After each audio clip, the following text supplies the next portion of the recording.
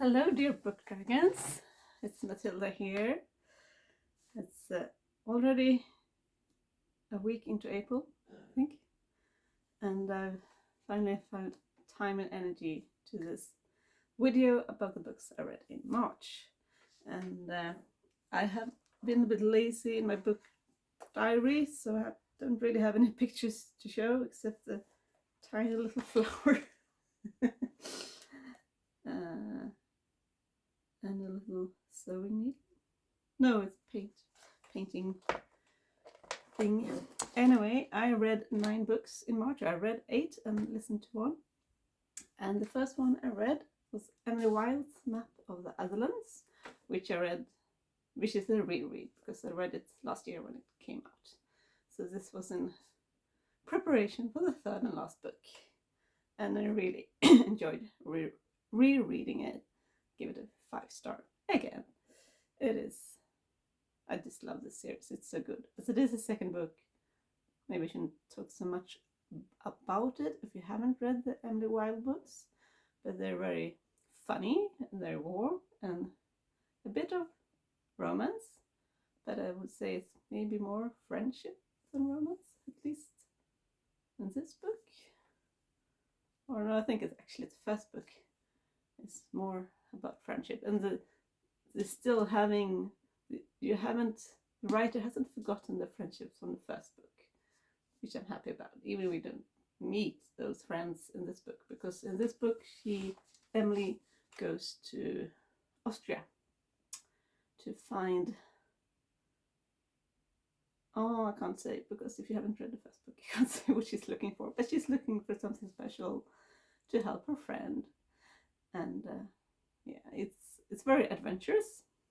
It's more adventurous than the first book, I would say, and it's just so funny. All this. Emily is a professor in dryadology. Dryadology. I don't know how to say it. And it's like early. No, I don't know exactly what kind of year. Oh, she does. There is a diary, so it doesn't say which year it is. It is 1910. So yeah, the beginning of the 20th century, say in English. Always confusing. It's really, really good. Yes, read it. And then I read this in Swedish. It's called Idag är allt, which I borrowed from my sister. She said you have to read this. In English, it's called The Sun is Also a Star, and it's set in America. It's about 2 teenagers who meet in New York, and Natasha, she and her family has to leave America because her father, who is an actor and that's the only thing he wants to do, he kind of gave himself away because they're in America on they're immigrants, and they're not allowed really to be there. I don't know how to say the word in English, but it is a love story. Daniel is Asian American, and so it's a lot about prejudice towards each other inside the family. His parents have high hopes for him, and he only wants to be a poet. And Natasha is kind of the opposite. She wants to study. She wants to be a scientist, and she believes in science and what can be true. So she's very skeptic to love, and she can't understand why he falls all over heels for her one day, which she does as well. But she kind of fights it, and she doesn't tell him that he has to leave the day after. So I would say it's a very passionate love story for one day, but it's so good. It's not also always about them. You get to meet these little people around them and their little short stories, and apparently it's been made into a film. So yeah, I gave this 5 stars. It was really, really good, easy to read, but not easy emotionally. It wasn't easy emotionally to read. No. But yes, read it. I'm going this. Try to do this quickly because my camera only had 19 minutes to film. And then I read a totally different book about the Swedish artist Karin Larsson, who married the extremely famous Carl Larsson. And if you haven't heard of her, you've probably heard of him. And she could have been a famous artist as well. She was an artist when they met. They did briefly meet in Sweden, but they kind of met for real in France. And this is a novel, so it's not like this is the truth. I mean, they did meet. The historical parts, I assume it's true, but a lot of people in this book are made up. And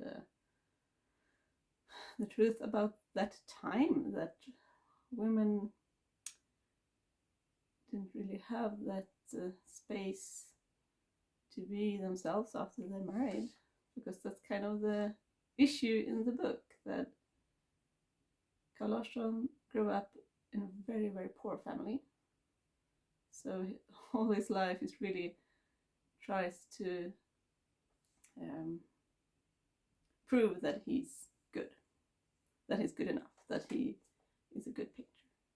While Karin is come from a middle upper class family, and she's been very lucky to have supportive parents. And in this book, she kind of realizes that even if he says you can do your art, he would always feel that he is in the shadow because she is so talented, which he is also. But yeah, there's a lot of complications in this book. It's a lovely, very, very interesting book. You really get to hear how they paint, and the writer Ulrika Everman, she's an artist herself, I think, if I remember correctly, and she's been really studying Karin Larsson's life. So even if it is a novel and not a historical book, she do know a lot about her life. And I gave this 4.5 stars. Yeah, it was quite a sad book. I just wish. I mean, Karin Larsson is still famous in Sweden. She kind of created the romantic, typical Swedish home that a lot of people strive to have. Their home is now a museum, and this is set in 1882. It starts 1882.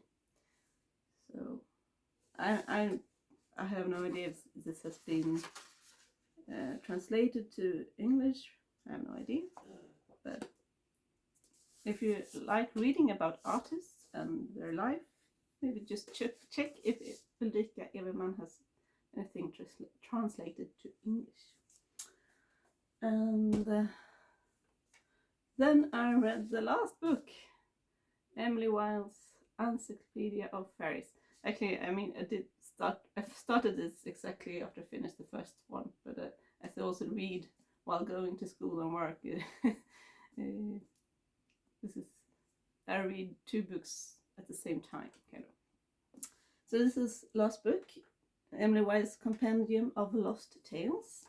It was really good. I thought it was a really good ending of the series, but I gave it 4.8 stars. I don't know what. Maybe I thought it could have been even better. I don't know. It's not I didn't dislike anything. No, I didn't. No, I can't really explain. It was funny. It was romantic. It was a lot of magic in this. Because in this book, she now lives in Fairy, and she's trying to solve a mystery, a curse, by reading about other fairy tales to see how she can, where the curses have been, to see how she can solve this curse. And if you read the books, you probably know where she's living and why there is a curse, but I can't say more than that. It's just let's see what I. There was a clue that I thought, oh, this must be a thing. Why doesn't she see this? And I waited and waited for it to happen, and then that wasn't really the truth. It was something else. I was still connected with the thing I was thinking about. Yeah, I'm just. So I was surprised. And then I read a series, a Swedish book series, 4 books. The first one is called Räkna hjärtslag, so count heartbeats. And Dearest Friends, no. The second one is Varma händer, warm hands. And Dearest Friends, and the last one is called Beloved Betty. And the whole series is about this girl called Betty. And this is set during, starts as 1937. And she's 17 years old, and she leaves this town in the north of Sweden, well, middle north of Sweden, and goes to live to Stockholm to work as a maid or a housekeeper, I would say.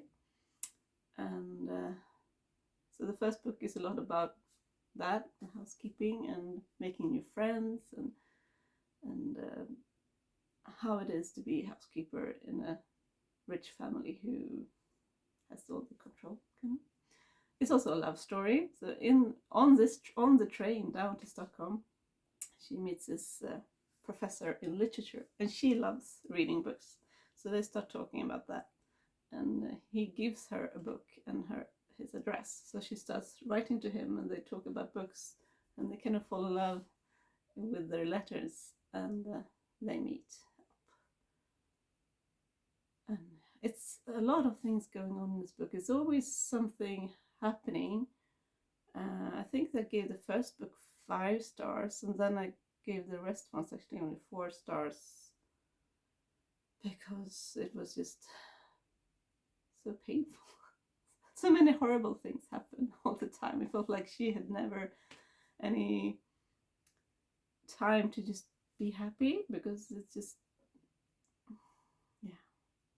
The family she's working for, the doctor, he's kind to her in the beginning, and then you realize he's taking advantage of her, and then you realize he's a Nazi, and that's kind of shocking. And the woman, his wife, is definitely not kind to her.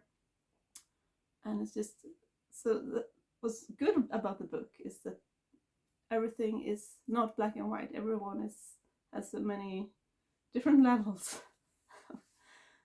It's weird to read about someone who is kind to her, and then you realize he's a really bad person. That is kind of hard to read. And even if she leaves her service after maybe, I don't know, a year, because she actually marries their son.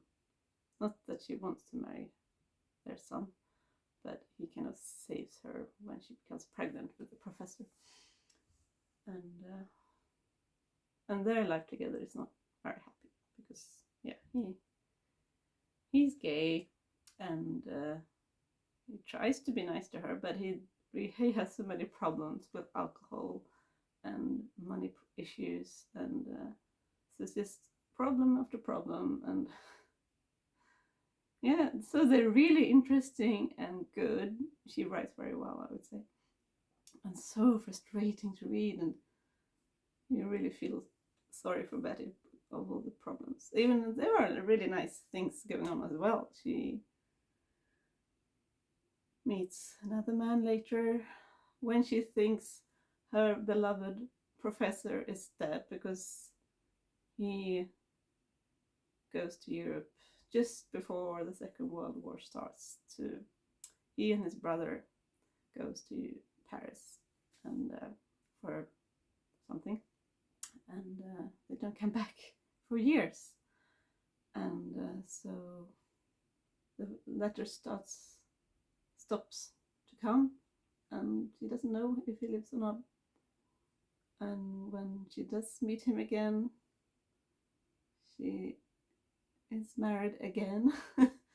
So yeah, but I can just say, of course, there is a happy ending, but it takes 4 books for the happy ending. So yeah, those were the books I read, and then I also listened to a book, a radio theater, a young adult, or a young teenage book about Turid, the king's daughter, and this is like during Viking Age. And Turid is the daughter of a king, and